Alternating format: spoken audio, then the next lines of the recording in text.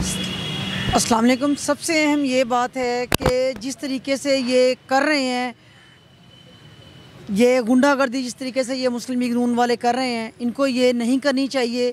ये पाकिस्तान है, ये इसराइल नहीं है।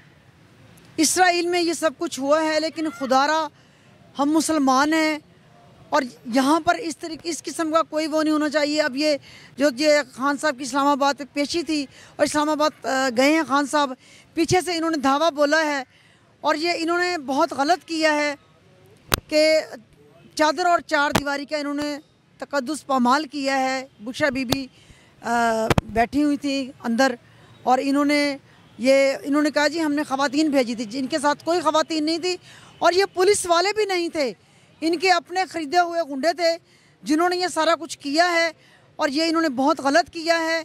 हम सिर्फ ये चाहते हैं कि अमन व अमान के साथ जो है ना इलेक्शन हो, भरपूर तरीके से पीटीआई जीतेगी, हमारे खान साहब जीतेंगे। हम उन्हें कल भी अपना वज़ीर आज़म मानते थे, हम उन्हें आज भी अपना वज़ीर आज़म मानते हैं। वो इंतहाई अच्छे इंसान हैं, बहादुर इंसान है, सच्चे इंसान है। कैद आज़म के बाद दूसरे ये वाहिद इंसान है, ये हमारा असासा है, ये कौम का असासा है। और हम ये चाहते हैं कि ये जो आप कर रहे हैं जुल्म बरबियत करें, ये सब बंद करें। गलत है, ये बिल्कुल गलत है और इनको इस तरह नहीं करना चाहिए। ये जितना कर रहे हैं, खान साहब की शोहरत उतनी आसमानों पर जा रही है, क्योंकि खान साहब के ऊपर मेरे रब की नज़र है, मेरे रब की रहमत है। और जो इंसान सच्चा और खरा होता है उसके साथ रब की रहमत भी होती है और रब की नज़र भी होती है।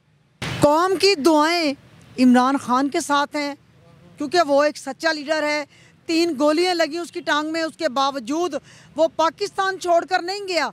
ये भगोड़े, इनको ज़रा सा पेट में दर्द हो तो ये लंदन पहुंच जाते हैं।